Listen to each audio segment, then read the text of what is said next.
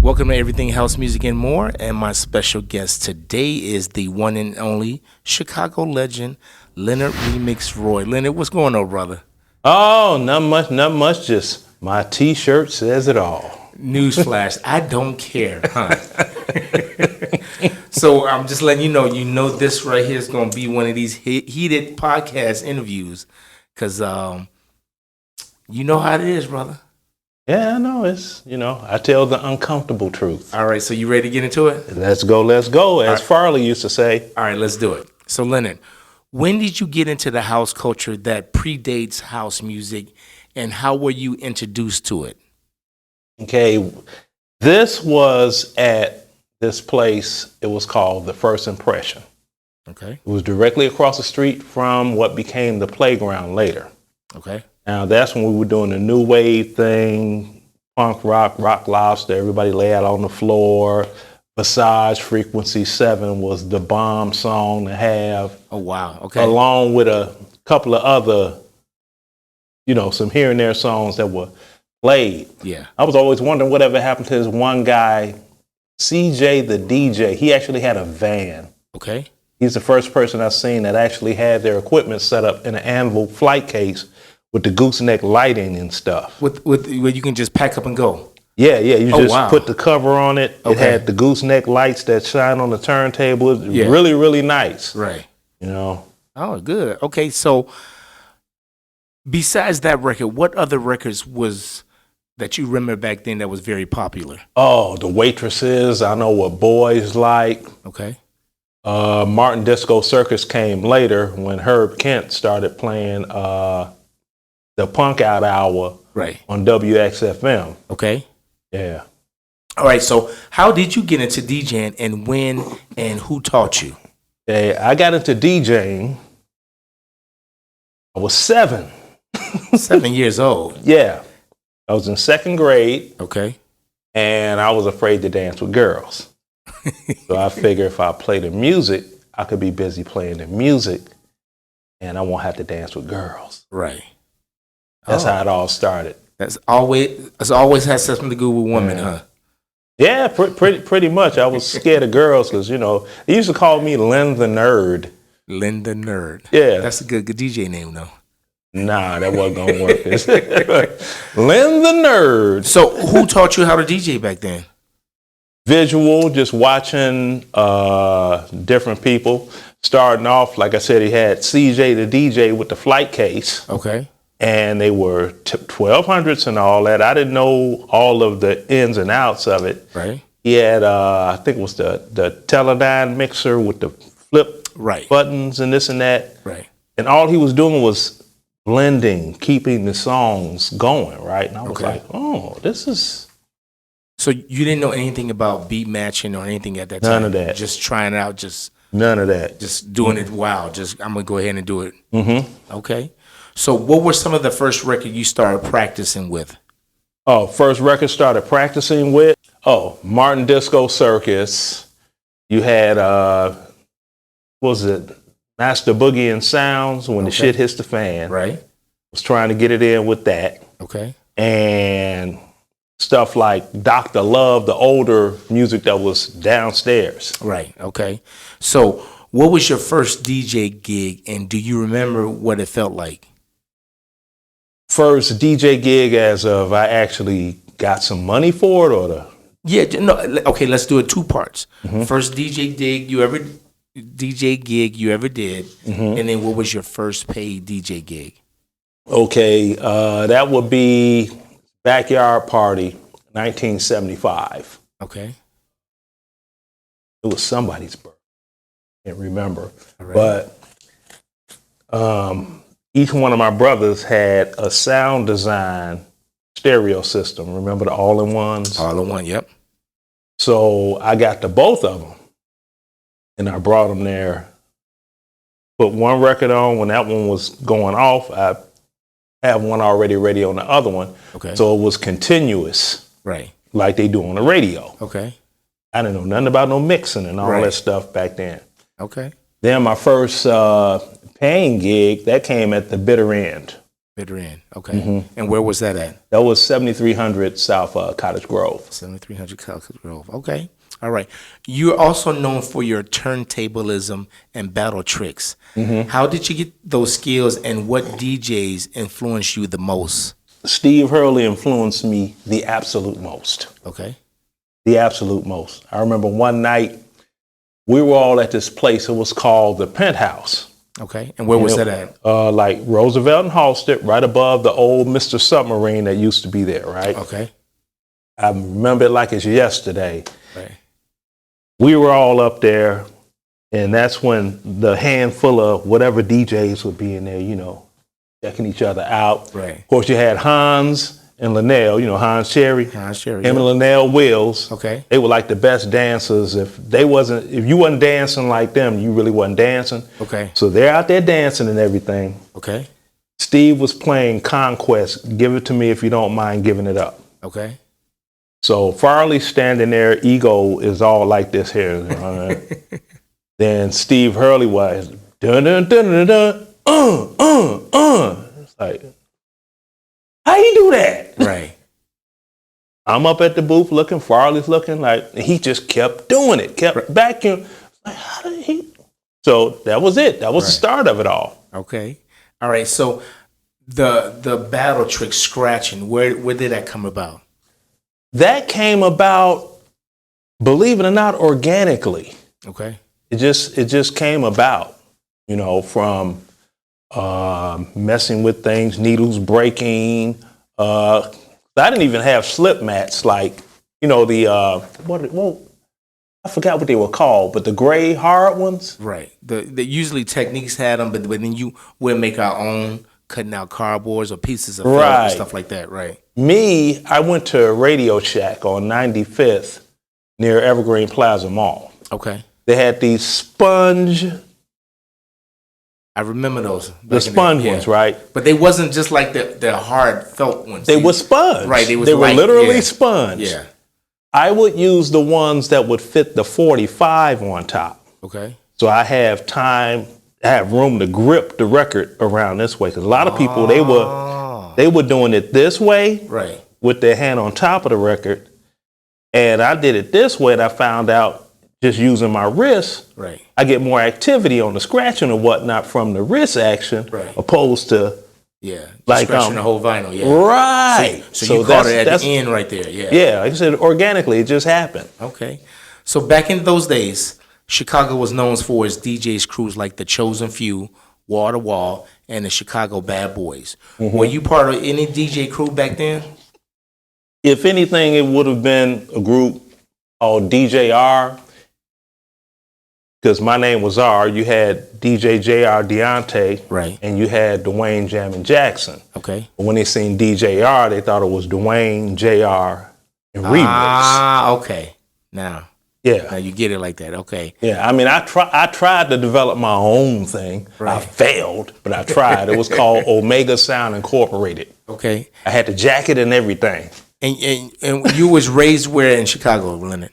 Oh, Englewood. Englewood. All of the best of your best of house music come from Englewood. Laurie Branch, Englewood. Dajay, Englewood. Mike Dunn, Englewood. Right. Hugo Hot Mitch Hutchinson. Englewood. Englewood. Okay. Man, Brian Furious Frazier. Englewood. The list goes on. Okay. The best of the best from Englewood. So how do you feel about the Hot Mix 5 that impacted Chicago? Oh, man, that was like, Farley was the man. Okay.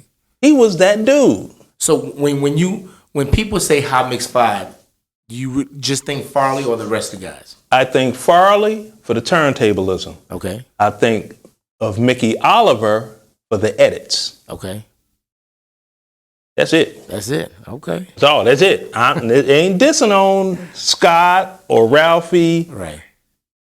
Or anything like that. And with Ralph, oh my goodness. We had a party at the Rink Zone. Okay. And the girls are like, oh, he's so cute, this and that. They snatched him into the girls' bathroom. Security had to go get him out of there. Get out of here. Yeah, wow. True story. We was what year was this now? This was like 83. Wow. It's crazy. It was like, they snatched him in the bathroom and he had a friend with him. Okay. You know? Right. Yeah. So you had the legendary residency at the Rink Zone in the 80s. Mm-hmm. tell us what was it like and how did that come about? Well, the way that came about, and I can't cut corners on it. DJ J.R. Deontay. Okay. He started giving parties down the street from this place called Fred and Jack's that was on Vincennes by the McDonald's. Right. That's where we initially met. And I was like, hey, man, I can DJ better than what you doing. And so back then, DJs were more than willing. Oh, here, well, show me something. Right. They don't do that today. Yeah. No showing nobody up. I did my thing. We exchanged phone numbers. We didn't see each other for like some years after that, right? Okay. About maybe 2. Then I'm DJing at the Bitter End. Right. He came to the Bitter End to have a back to school party. Okay. Now this is 1981. Right. And got the flyer and everything. It's dated material. Right. And he gave that party, we reconnected. After that, he was giving parties at the Sheba. Okay. After the Sheba, you had Miss Lewis got into that trouble with the police. They were going to shut it down. Okay. He saw a sign over the rink that said for sale. And he went and talked to Nate Simpson. Okay. Rest of his history. Right. They split 50-50 on the door. And the money made at the Rink Zone completely bought the Rink Fitness Factory on 1122 East 87th Street. Wow. Now that was just a skating rink. Was it like a club too? It was a skating rink. It was just like Markham. Okay.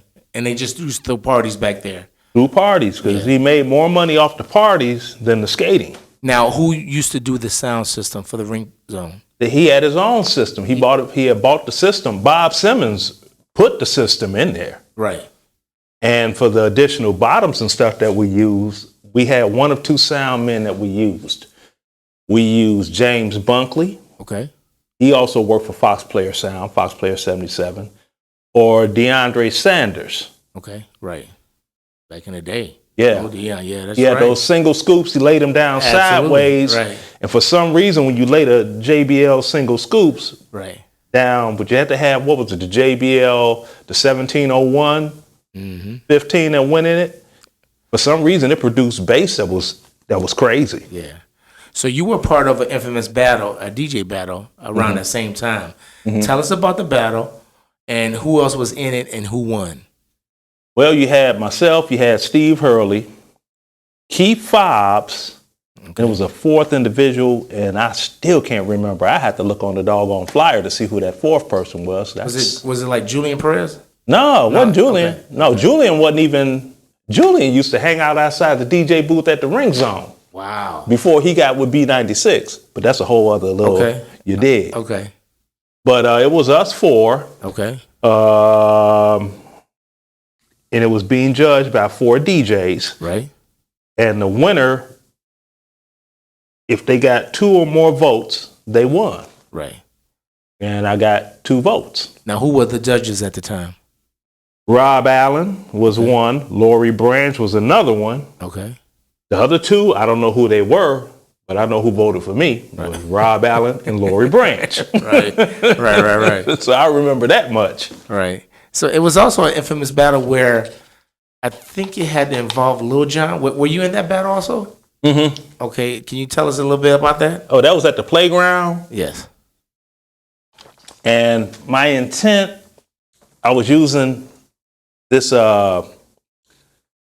pre-mix edit, right? Right.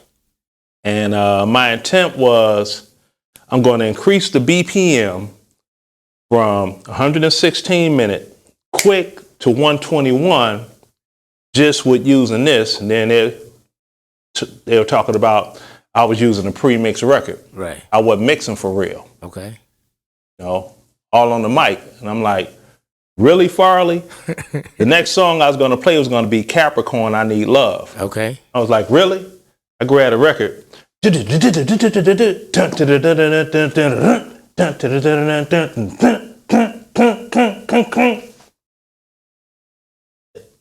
What up? Oh, man. I'm like, yeah. So you had to show him right there on the spot. That's why I lost. I showed out every time I did a trick. I pointed at somebody. Right. This is for you, because I know you can't do this, and I do my little thing. Right. Do another one. This is for you. I'm doggone calling names and taking asses tonight because y'all think y'all on something. And it has to be something, Leonard, because everybody who's some importance will say your name and bring you up on there. Yeah. So that's why I was like, I really got to get this interview with you. So in your book, you are credited with giving house music its name. And Frankie spoke about it in a video. Please tell us your story about how'd you name it house music? Okay, this is what happened. My mother, when she heard me doing the different things I was doing, she was like, well, why don't you get some of this old music basement of the house, which I was living in the basement anyway. Okay. See if your young friends like that, you're doggone, like, okay. All right, let me see. So I'm messing around with the music, right? Okay. And, certain parts of a song got that one part that's good. Yeah. How can I keep it going longer? Right. But I didn't have 2 copies. Okay. So what I did was I had 2 cassette players. So I would record a little bit. I would push play on that recorder and then put the record on with the other recorder recording, stop that part. I just did a whole just over and over and over until I got like a big enough chunk of a loop. Right. Now, do you remember which record that was? Oh, Eddie Kendrick's He's a Friend. Okay. All right. I just want to give context of what record was at that time. Yeah. That was that bass line in there. Because I'm a bass player. So that did it. So when I was doing that, playing the tapes and the records at the bitter end, Mr. Tuff, he had said, what's kind of DJing is this? I was like, oh, house music. They like it. Okay, I'm gonna put a sign in the window. So he went and ripped off the cardboard sign off a box. Okay. Wrote on there, we play house music, and put it right in the window. Ah. That's as far as it go with me. Okay. Then that's where I met Frankie at, because they were driving past and they seen the sign and it's like, what's that? Right. So he came in, and that's when Frankie and when we met. Okay. And so it indeed did not come from shortening warehouse to house, because the music at the warehouse had its own name. Right. It was called Rice and Beans. Rice and Beans. Yeah, because Frankie was serving.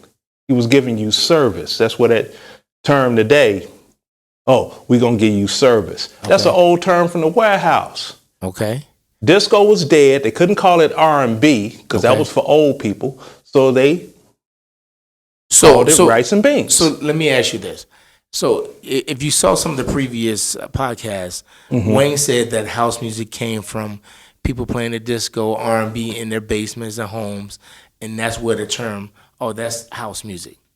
Do you agree with that? I disagree completely. They were called sets. Sets, okay. See, and what would happen? I love bringing the visuals. See, just show it, and then I'll take a picture of it and put it on it. No. You know what this is, right? Oh, index card. What would we just write on here? $1 set. All information. Right. www. When. Right. $1 sets. Okay, so they are called index cards. That's great that you said that, because I just interviewed Marshall Jefferson, and he said that's an absolutely lie. Okay, but he also said that the name came from the warehouse.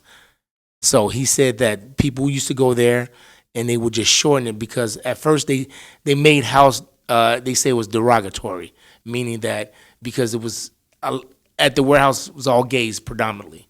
So a lot of people was, trying to make that name like, derogatory like that. So that's where they was like, that's where they play the house music at. No. You saying no? No. Okay. Why would they call it house music if it's being played at U.S. studios? Well, because the name was called Warehouse. That was a nickname, though. That was the nickname, Warehouse. I showed you a Music Box membership card. Absolutely. And it has the official name of the club on U.S. there. Studio. Exactly. Right. So the thing I can appreciate is the stories that's told, House music started in the gay, black, and Latino clubs in Chicago. Really? Well, where's the gay Latino club or the gay Latino DJ that was a whole big intricate part of this then, huh? Somebody let me know who that dude is. Okay. Because there's never been one. Right. So everybody ain't gonna lie the same lie. Then again, they may. You know my saying, the truth is like rain. It don't give a damn who it fall on. I'm gonna get you wet. All right. So you are very vocal about Chicago DJs, Leonard, and have been in a number of beefs. Are there any conflicts you want to set the record straight on, or anything you like to squash? Well, there's one, and Hugo, I cannot blame him for not speaking to me like ever again. Okay. Something that happened when I was going through a divorce, and I was under the wrong impression. Right. And I said some things to him that should have never been said. Okay. He had no part in nothing that was going on at all. Nothing. Okay. And I did a YouTube video, say I can give a public apology, and I'm glad I'm here. I publicly apologize to Hugo Hot Mix Hutchinson and to his wife if I offended her with anything that I said that particular night. Okay. I'm sorry. I was reacting on bad information in the process of going through a divorce. Okay, that's good, brother. That's good. I shouldn't have. I can say that's really big of you to do something like that publicly like that. So, and he's one of the most underrated DJs, like absolutely, ever. Absolutely. He was on the show too, so you know. Oh, okay, yeah, because Hugo, man, he in them edits. Oh my God! But they, you know, I guess he just don't have eye of the tiger or something about him. I don't know, because he's a real mellow, laid back person. Right. And I should have known better, but I was angry. Okay. So you seem to leave the music scene, the house music scene, while it was taking off. Mm-hmm. Did you ever make any tracks or have any desire to produce records before you left? Desire, yes. Do, no. Now, one thing that occurred, and I'm going to be brief with this. When Farley had his interview and he said, you know, Leonard was never on my level. Right. People thought he was trying to diss me, and word got back to me, different things people say, and I'm like this here. Name one major radio station that I DJ'd on. Never. Name one track that I released. Never. Well, other than the remixes in this millennial. Right. But back then, none. Okay. You know what? Of course, I wasn't on his level. He was radio and all this other big time stuff. You know, I wasn't. Yeah. I wasn't big time like that. So I didn't even take it as a diss. Right. It's the truth. But most people would say you had a pretty big name when you left the house music scene. Mm-hmm. Just tell us, why did you leave? My mother passed away. Okay. I fell into a depression. Okay. I was worthless musically because I was not a happy person at all. Wow. Okay. That was in 1985. Okay. Within 2 years, it's like, look, I need to leave the United States. I joined the Army. Right. I left. Okay. Funny thing happened over there. I was over there about 30 days and I fell into a doggone situation. I'm DJing at the #1 club, the Peppermint Club in Berlin, Germany. Okay. And that introduced house music to the whole Stuttgart, Frankfurt, that area of Europe. Because, see, Farley was over in London. Okay. Frankie was over in the UK. Right. Nobody was in Germany except myself. Right. Which was a year after they were already in, London and the UK. Yeah. So your conflicts dates back as far as the Deep House page. What do you think is most misunderstood about you, Rroy? Leonard Rroy. I'm sorry, let me do it again. Oh. Let's edit right here. Your conflicts date as far back as the Deep House page. Mm-hmm. What do you think is most misunderstood about you? People can't handle the truth. That's what's most misunderstood. They want to go along, get along, and they expect me to do it too, and I'm not doing that. Right. The truth is like rain. It don't give a damn who it fall on. But you can go back and say, like, okay, it can be some truth or misunderstanding, but you took your career path as going into the service. Mm-hmm. Other people wanted to do this DJ thing. Mm-hmm. You sort of always have conflicts with them saying that, or they choose the wrong path. They don't have benefits. They did this, they did that. They should have did something like I did. If this is what they choose to do, why always go back and forth with that? The thing with me is this, okay? The DJing thing is cool. All the stuff combined into it. Right. Everybody can't be a Maurice Joshua and hold up a Grammy. Everybody can't be a Steve Hurley and have a plethora list of people they've done remixes for. Right. Everybody can't be Bug Flying. Everybody can't be a Frankie Knuckles. Okay? That's not for everybody. So if you don't have it like that, it's in your best interest to have a day job. So when I was talking about this 20 years ago, now we're going into 2024. Right. People are turning 62. Okay. Social Security, you don't have any coming because you didn't work a day job. You followed a dream. It's not a diss on them. I'm like, no, it's hard facts. It's like, hard facts. Just be an adult with it. Right. You know, it's hard, but they made that choice, Leonard. So they have to live with it. So, exactly. So no matter what you say, it's kind of hard that you sometimes they say you beat up on them all the time if it's like that. Well, I think 20 years ago, I started telling people, look, first thing you're going to see all these DJs that were out of the country coming back to Chicago. Right. You're going to be seeing all these DJs anywhere you want to see them DJing for free. Right. And the money is drying up. Yeah. If you are not top tier, you need to be working a day job so that you got a doggone nest egg to take you through your golden years. Right. So y'all listen to Leonard. And that's all it was. Then, right. You know, right. Everything else went. I dropped that book, and that was right. I dropped that book. Oh man, it became World War, Infinity Wars. Well, I think you was the first one to do it. So I think, no, I wasn't the first. Well, not the first, but the one that did it to the point where you talked about it the most and talked about a lot of people, and you had some facts to behind, to back it up. So I think people was kind of like, okay, well, I don't think that's true, So I think it goes hand in hand to say that. I think a lot of people was hating on you because you did it. Yeah, because I was giving credit to other people. I mean, if you open it up to page 117, who picture do you see? DJ Emmanuel. Right. So it wasn't this is the autobiography of DJ Leonard Rroy and how I conquered and seen and did. No, I showed everybody love. Okay. I didn't. Right.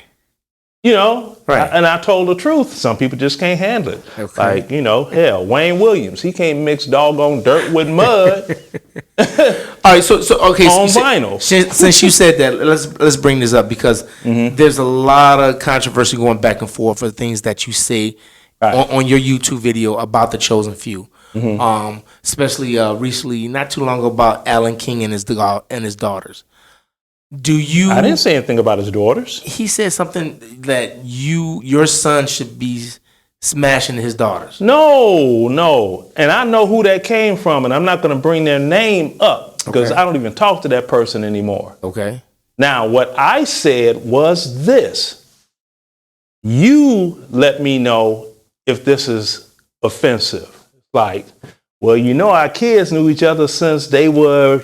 Now they're all grown up. They're doing adult things. My son is hoping career doing the military thing. Your daughter's doing whatever. Boy, I'm glad we didn't have to have that discussion. You came home and my son is in your daughter's room. I'm glad we didn't have to have that discussion. Well, that is what I said. It wasn't no... man, my son, he macking and stacking. Like, I'm trying to put something into play. It's like, no. Okay. So my words were totally twisted. So it's totally twisted. Totally twisted. Okay. And I know who twisted them. Okay. But that's all right, because I don't even talk to them anymore. Okay. Well, I'm just saying that's what I'm saying, the controversy, Leonard, of everything that you say a lot of times. There's also, like, you saying you're always putting down black women. I mean, it's like, okay. Why? I'm not putting down black women. Okay. I'm putting down ghetto hellions. Ghetto hellions. You're weave wearing, sandaled up, catfish tail eyelash. Okay. Poor addiction. You know. Baby, baby. Bye, Felicia. Okay. So that doesn't interest you. That's you just don't like that. That's those ghetto girls. See, I think I'm like this. You have real black women that are more than deserving of respect. Then you got. But I think that goes both ways though too. I mean, you got guys like that as well. I know I call those guys Wakandans and Blackistan. The he cute those. Them he cute those. Be like, okay. Do we got a job? Nah, he cute though. Okay. You know you'll get a lot of slack from this too. You know that, right? Man, look. There's none of them people that are out there in internet land. You know what they don't pay? They don't pay them a mortgage or anything else. So right. Okay. Opinions are like assholes. Everybody got one. Okay. So we're going to go here. I'm going to say a few names from your era in Chicago. Mm-hmm. Tell me your first thought and how they impacted you. Mm-hmm. Farley Keith. Oh, man. That dude, man. The energy he came with, that Teledyne mixer right. that I could never find. Okay. He had the biggest JVC radio, you know. Right. He was that dude. He was the person to beat after everything really got to cranking. Right. Farley was that guy. If you could not stand in the booth with him and hold your own, you were not worthy of any respect as a DJ. Okay. Frankie Knuckles. Oh man, Frankie. Frankie and I, we never talked music. Okay. Never talked music. I still got messages in my phone. My last combat deployment, okay, a best friend of mine, he didn't make it back. And it was one of the darkest moments while I was in Afghanistan. Okay. Frankie was hitting me up on Facebook every day checking on me. Yeah. See, we didn't talk about music. We talked about life. And he's the one that was telling me what I said, everybody can't be you, Steve, right. him, Grammys, this and that. Right. He's the one that told me, don't waste your life, okay? Make sure you got something to fall back on. Okay. See, Frankie and I talked about life. It wasn't the music thing. Okay. Yeah. J.R. Deontay. Oh, man, that's my dude, man. J.R., that guy. J.R. would give a doggone party in a vacant lot with duct tape cardboard to cut it off to make it look like you got to pay to get in. Right. J.R. he did, man. Okay. Or J.R.'s, and we go back all the way to what? He was, 15 back then? So, yeah, but if it wasn't for him, I would have never gotten my big break. Dwayne probably wouldn't be known as a DJ. Okay. Lil Jon DJ'd with us too, but he got in because of the reputation of wall-to-wall sounds. Gotcha. That was him, James Derrick, John Hunt, some other little fella. Right. But I don't remember the little fella. All right, Marvin Terry. Oh man, Marvin was a super promoter. Okay. If you wanted to be a promoter, right. That's the blueprint. Okay. All right. Chip Beasley. I wouldn't know if I tripped over him walking out this room. Okay. Ferris Thomas.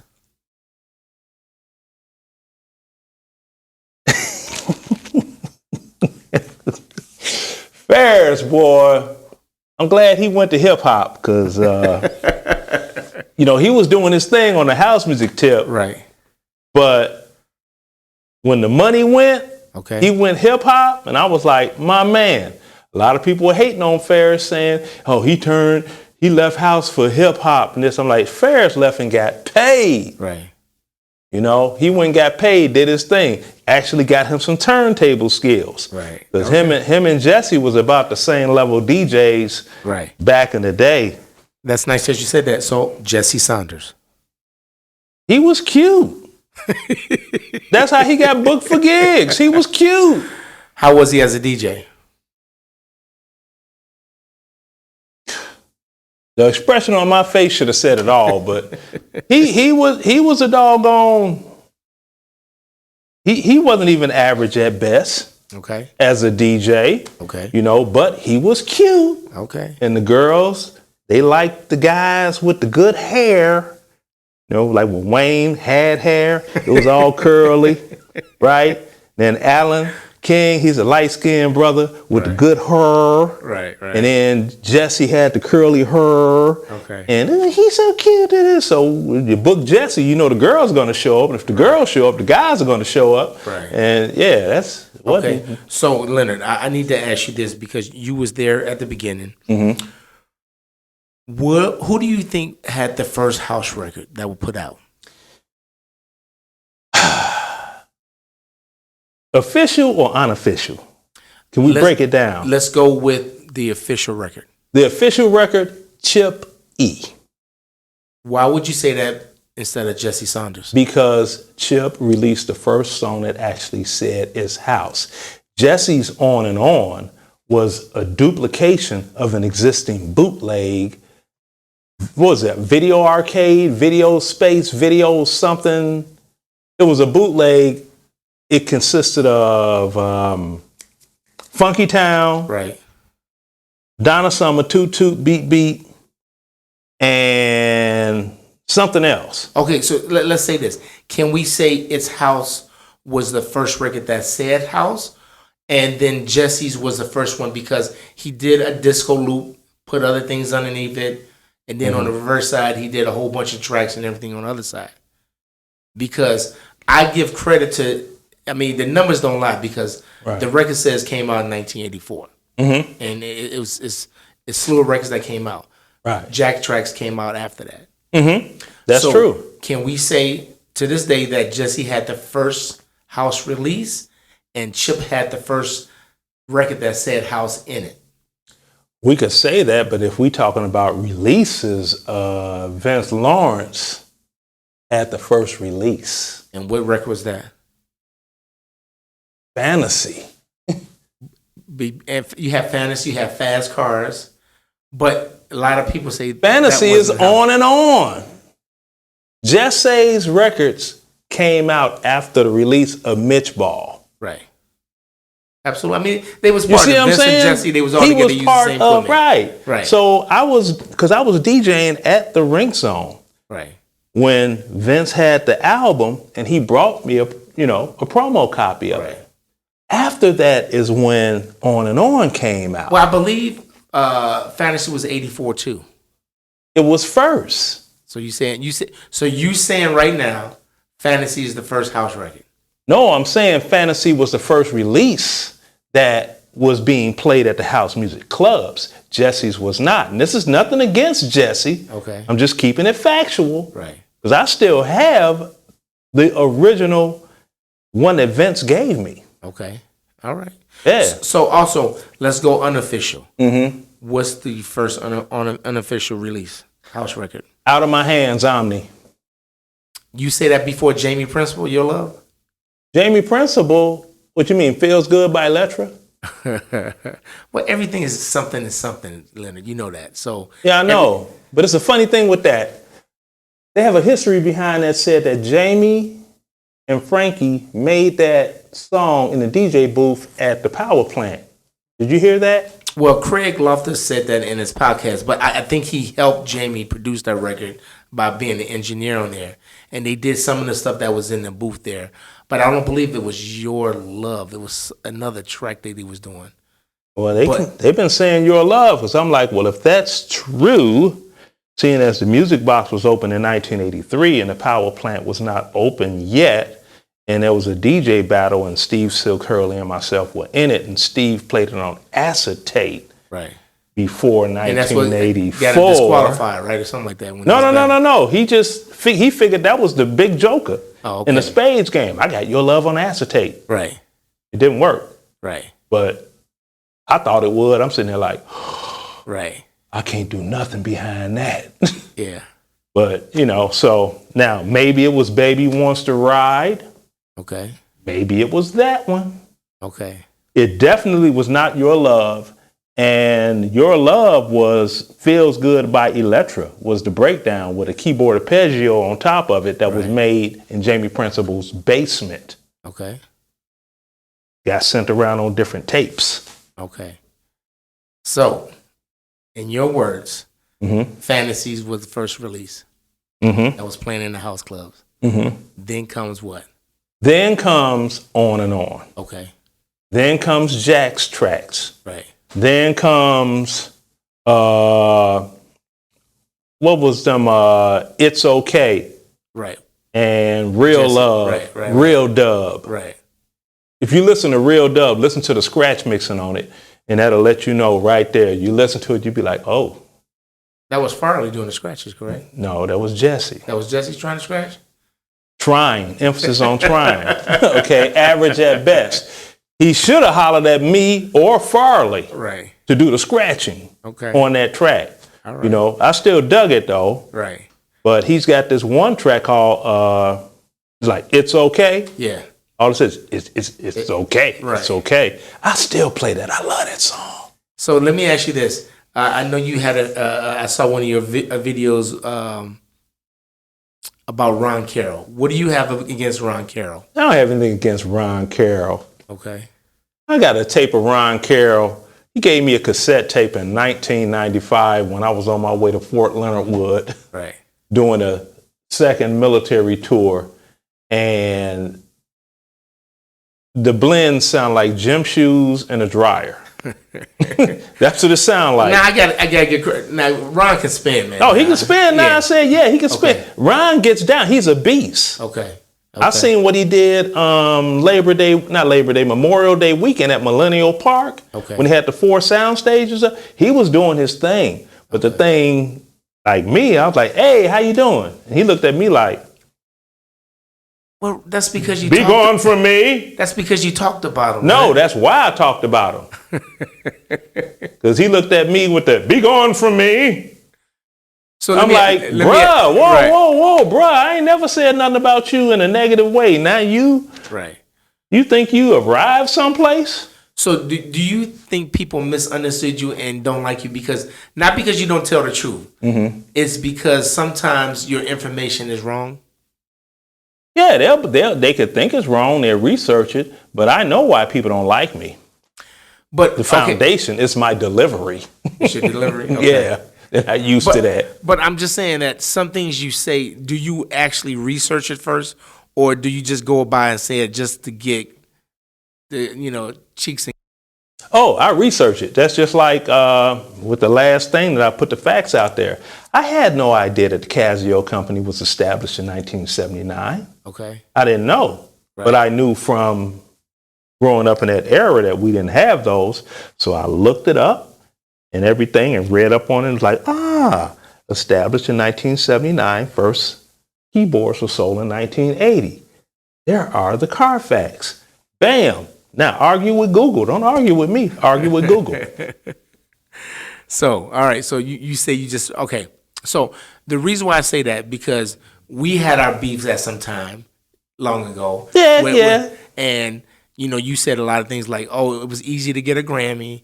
Nobody played the records. I mean, I got proof that people play records and win #1 on charts and stuff like that. Right. So I'm saying this because I think you get aroused by saying, making people think like some people. Okay. Now the thing with you and I, stepped on my phone there. The thing with you and I, it's me. I knew you won a Grammy. Right. And when I heard what it was for, I was like, oh, let me check it out. And I listened to it and I was like, I haven't heard anybody play that.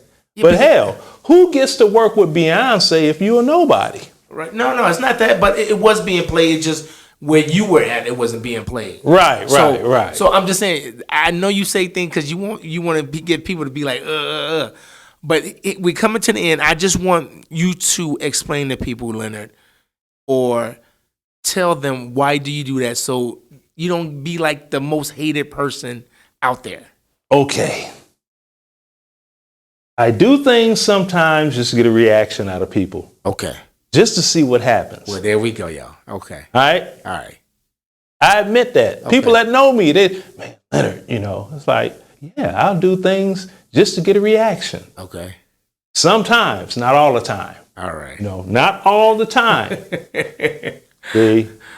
All right. So I don't do the, right. I'm going pick. Okay. It's like something something. Like every action causes an equal or opposite reaction. Correct. So, and you also know the term, you get more bees with honey than you do with vinegar.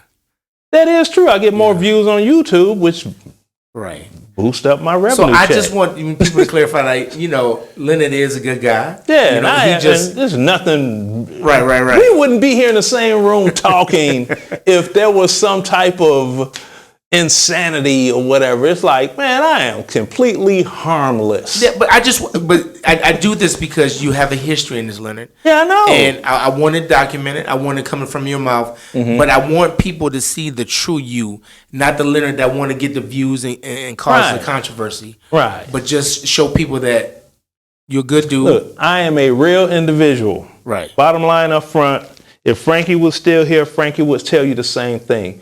Everybody has feelings. It doesn't matter how popular one is. That's true. Doesn't matter. That's true. You're still a human being. Right. You still have emotions and everything else, and you are subject to error. Okay. Because to be human, you are subject to error. You're not going to be right all the time. All right. With that being said, Leonard, I appreciate you doing this, man. I want people to go see your station, your channel, always on YouTube. Make sure you subscribe to his channel, and same here on everything else, Music More. Leonard, I love you, brother. Thank you so much, man. I appreciate this, and I wish the very well for you, man. And thank you for doing this, man. Oh, man, this has been a pleasure. It needs to happen more, and I can't say enough. You're doing a phenomenal job getting everybody's viewpoints from their mouth and not the twisted version, the Hollywood version of, like the Alex Haley version of the autobiography of Malcolm X. Those aren't Malcolm's words. Right. Alex Haley did some stuff. Get it from the actual individual. Absolutely, brother. Yeah. All right, anything else you want to say to somebody before we leave, man? Okay. Or clear up anything. Okay, clear up anything. Yeah, got to clear this up. Okay. Hey, Glenn Underground. You sure your doggone daddy or whatever had a sign in the window that said house music on a bar on State Street? Are you sure, brother? Because you're the only one that said that out of all the interviews that Marisa had. Yeah, he did say that. Yeah. Yeah. Stop trying to. So you saying that's not true? Oh, that's not remotely true. Okay. Yeah, I can show you a picture of his uncle. His uncle and I went to Robeson High School together. We look like brothers. I saw a picture of him DJing on the old Technique turntables. I thought it was me. Right. I'm like, look at me back in the day. That wasn't me. That was his uncle. Well, let's see if he addressed that, because he did say that. He did say that. Okay. And I'm like, okay, I don't know what you feeling, what you thinking, but bruh, I went to school with your uncle that's older than you, and you gonna tell. It's all good, brother. At least we got that out there. Let's clear that up. Let's see how you can respond to that, and we'll take it from there. Because I ain't got nothing against him either. Okay. I don't have anything against Maestro. Okay. It's not whatever was going on with Steve Maestro and myself. That's military related. Yes. Ain't got nothing to do with anything DJing wise. That's some military stuff, and I'm not even going to even speak on it and get it all whatever. Well, it's all about love, Leonard. Let's create love this year, man. That's all we want. All righty. All right, brother. Peace out, man. All right. All right. Peace. Airborne.